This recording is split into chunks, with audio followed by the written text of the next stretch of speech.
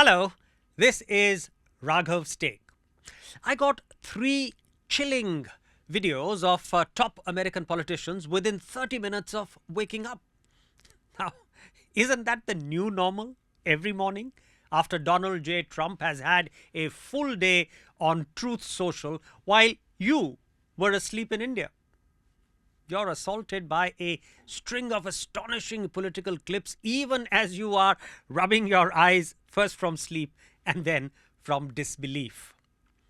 In the first video, Trump is in a fiery spat with Janet Mills. She's the Democratic governor of Maine.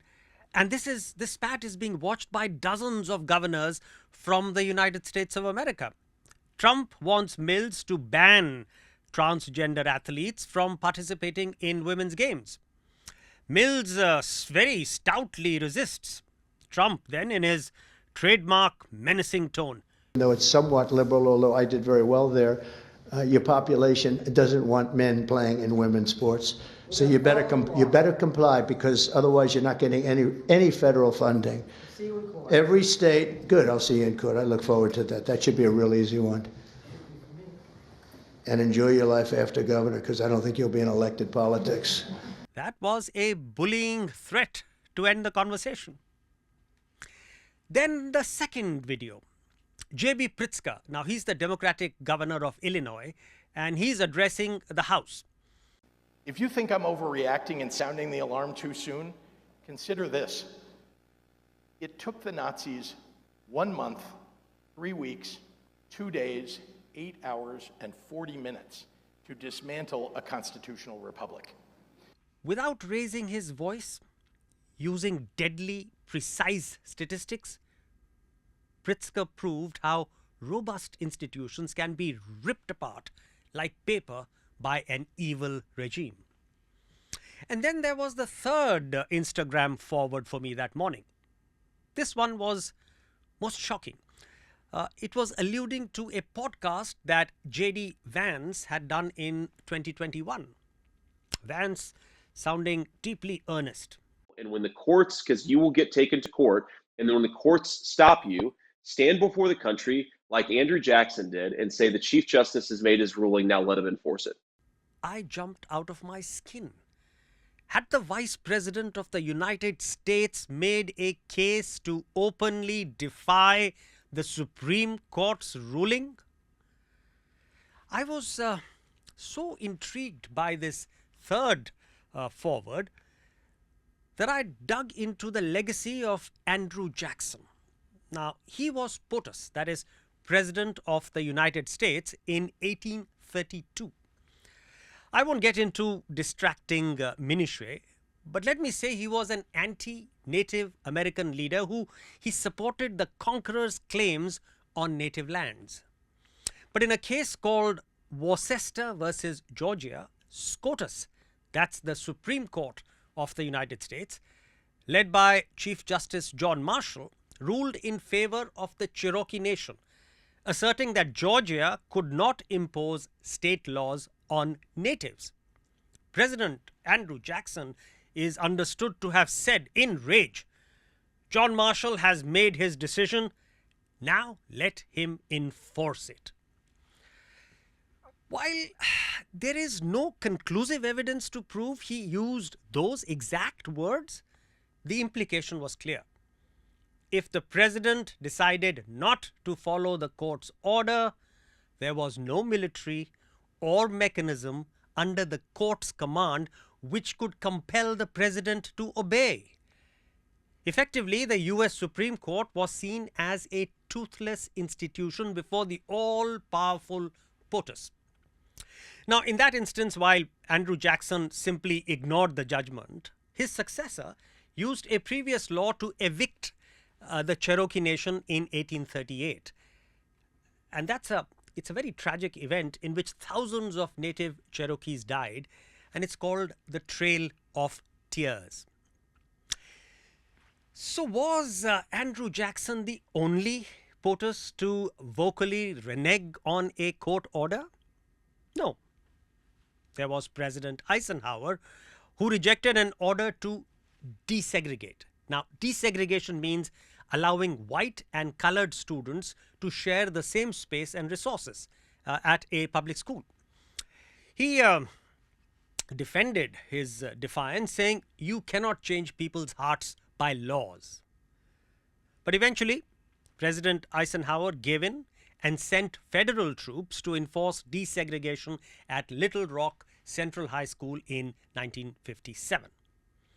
Now, there's another infamous instance, and that's President Richard Nixon, when he refused to comply with an order to release the Watergate tapes. Eventually, when he was threatened with impeachment, he also conceded. So in these two, as well as other examples, while presidents have initially resisted and stalled, they have finally fallen in line. But here's a mind-blowing question. What if President Donald Trump, he's the most maverick and reckless incumbent of the Oval Office in America's history, what if he simply chooses to say, "No, Mr. Chief Justice, do what the you want. I'm not going to carry out your orders. Go take a hike, sir." Am I fear-mongering? Am I conjuring up a situation which may never happen? Perhaps not. Several of President Trump's executive orders are being stayed or cancelled by courts across the country. Imagine if Elon Musk's DOGE, that is the Department of Government Efficiency, is declared unconstitutional under the Appointments Clause, since Musk has not been confirmed by the US Senate. Imagine if the court nullifies every sack order authored by Musk, instructing the Trump administration to restore all fired workers. Now, finally, imagine if Messrs. Trump and Musk say, "No, we won't." And they say this in caps on Truth Social. What happens then? It would be a catastrophic constitutional breakdown, and there are very few clues as to how it could unravel from there. I'll give you one possible playbook, and that could be as follows. Since POTUS, President of the United States, cannot be arrested in office, SCOTUS, that's the Supreme Court of the United States, could convict the Attorney General or White House counsel for disobeying the court's orders.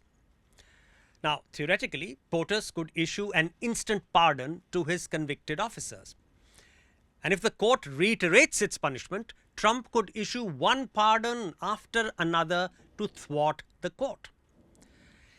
If SCOTUS sees these repeated pardons as an abuse of presidential authority, the judges could use what's called inherent contempt powers to punish officials for non-criminal offenses. Now, a presidential pardon cannot be given for a civil offense. So that's a little loophole.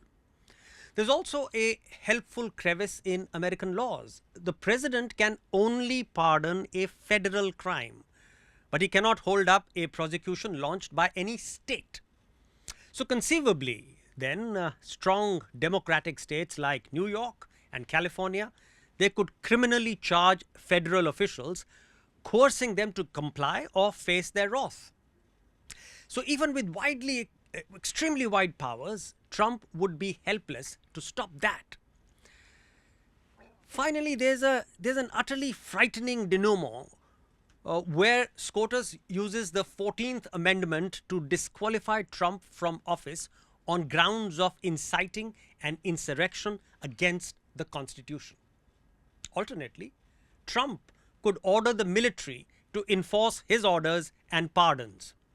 Now, since there is an explicit bar on the US Army to act as a domestic law enforcement agency, the generals are likely to demur. Now, let me just stop extending this, dystopian flight of imagined actions and reactions. It should be clear to any reasonable person that it would be a deathly spiral for America's constitutional democracy. And that would be much beyond the shock and awe of, what's happening right now. Wrecking global trade with tit-for-tat tariffs, abandoning Ukraine, allying with Russia, dismantling NATO, converting Gaza into a Riviera. I think the world, all of us, must pray that everybody and everything stops short of the ultimate dystopia, and that is the dismantling of the American Republic. That should never be allowed to happen. This was Raghav's take.